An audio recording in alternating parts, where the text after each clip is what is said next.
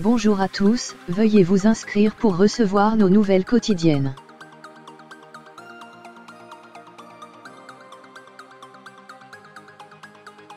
Le Britannique Tom Ballard, 29 ans, et l'Italien Daniel Nardi, 42 ans, qui tentaient l'ascension hivernale du 9e plus haut sommet du monde, n'avaient plus donné de nouvelles depuis le 24 février.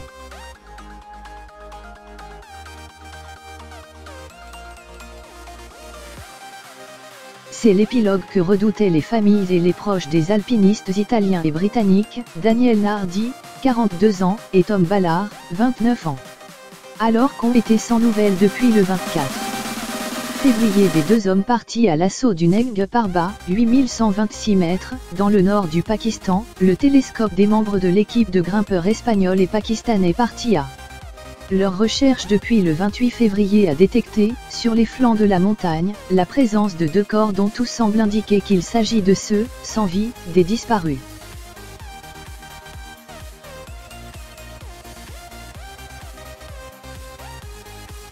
Samedi 9 mars dans l'après-midi, l'ambassadeur d'Italie au Pakistan, Stefano Pantecorvo, a publié sur son compte Twitter un cliché réalisé par Alex Tuxicon, l'himalayiste basque espagnol leader de la cordée de secours. Issue d'une observation au télescope, la photo figure une zone du redoutable éperon Mameri, à environ 5900 mètres d'altitude. Deux formes, l'une portant une tenue rouge orangée comme celle de Daniel Nardi, l'autre une tenue bleue comme celle de Tom Ballard, gisent, proches l'une de l'autre. On y décèle également la présence de cordes fixes et d'une tente. Aucune expédition n'a tenté d'emprunter l'éperon Mameri sur le Nanga Parbat depuis au moins 3 ans, a de surcroît indiqué au Monde une source pakistanaise. Les circonstances de la mort des deux hommes sont, pour l'heure, inconnues.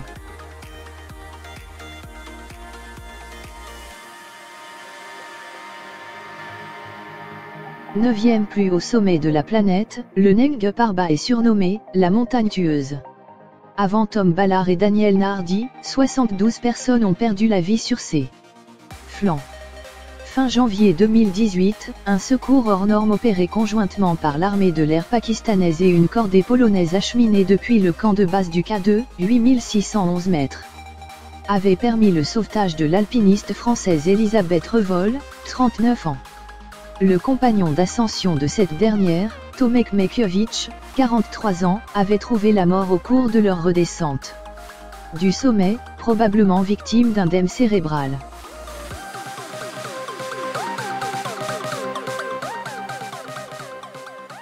La cordée Ballard-Nardi a emprunté le redoutable éperon Mameri, situé sur le versant du Diamir, face ouest, pour tenter un itinéraire jamais réalisé sur le Nanga Parbat. Himalayiste chevronné, Daniel Nardi avait déjà gravi ce sommet en été tout comme l'Everest, 8848 mètres, le Broadpeak, 8047 mètres, le K2, 8611 mètres, le Shishapangma, 8027 mètres, et le Choyu, 8201 mètres, mais la réussite d'une hivernale au Nanga Parbat l'obsédait. Cette année 2019 marquait sa 5e tentative. La première fois, en 2013, en compagnie d'Elisabeth Revol, il n'avait pas dépassé les 6500 mètres à cause du froid. En 2014, la météo l'avait cloué au camp de base.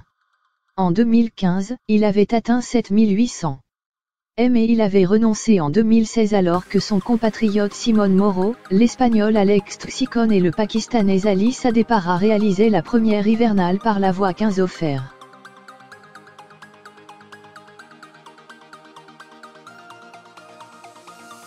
Les cimes aimantaient tout autant Tom Ballard. Sa mère, la célèbre alpiniste écossaise Alison Hargreaves, les lui avait offertes en héritage. Alors qu'elle était enceinte de lui de 6 mois, elle avait gravi la face nord de l'Égée, 3970 mètres, en solitaire. Deuxième femme à avoir réussi l'ascension de l'Everest sans oxygène, en mai 1995, avant de disparaître 3 mois plus tard à l'âge de 33 ans dans une tempête, lors de sa redescente du K2, au Pakistan. À l'été 1993, elle avait également gravi les 6 plus grandes faces nord et Alpes en solo, grand sommet de Lavardo, Piso Badil, Servine, Grande Joras, Petit Dru et Égée, un exploit répété par Tom à l'hiver 2014 à 2015 et qui constituait une première.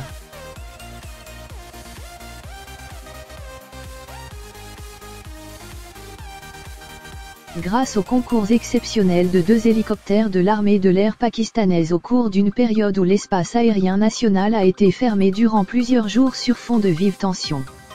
Avec l'Inde voisine autour de la région très disputée du Cachemire, le basque espagnol Alex Tsicon qui tente l'ascension jamais réalisée du K2 en hiver et d'autres membres de son expédition dont un médecin ont pu être acheminés depuis le camp de base du K2 jusqu'à celui du Neng Parbat, 4300 mètres, le 4 mars.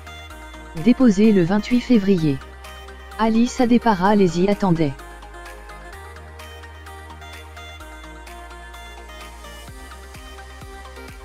La cordée de secours qui l'ont formé a pris tous les risques pour retrouver les disparus et a dû composer avec la météo très changeante dans cette région à ces altitudes. Alors que dans un exercice extrême, les pilotes de l'armée pakistanaise se sont hissés jusqu'à 7000 mètres pour scruter la paroi, Alex Tsicon, Ali Sadepara et un autre grimpeur pakistanais, Dilaver Hussain, sont montés juste au-dessus du camp 2, 5100 mètres, où ils ont dû s'arrêter car la zone était exposée aux avalanches. De là, Alex Tsicon a envoyé un drone pour tenter de localiser les disparus.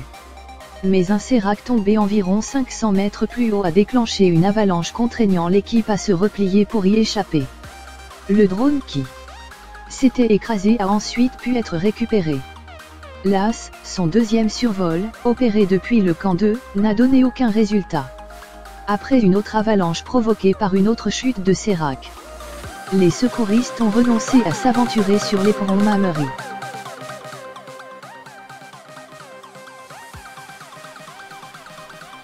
Ce n'est que le 7 mars, en redescendant, à mi-distance entre le camp de base et le camp I, qu'Alex Tsicon a décelé à l'aide de son télescope la présence de 2 corps un peu en amont du camp 3 à environ 5900 mètres d'altitude. La proximité du camp I et de l'éperon, et le fait que les corps se trouvent derrière un amas rocheux empêchait jusque-là la macabre découverte. On la doit finalement au recul par rapport à la paroi et à une prise d'angle différente.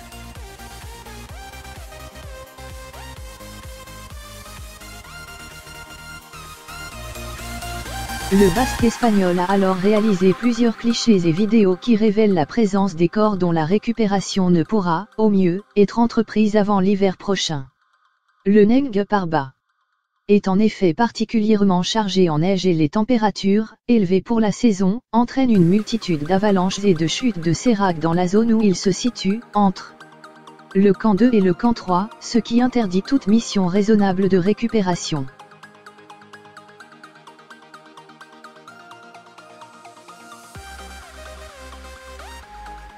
Alex Tsicon et son équipe sont redescendus à la base militaire de Skardu d'où des hélicoptères de l'armée pakistanaise devraient les ramener, dimanche 10 mars, au camp de base du K2.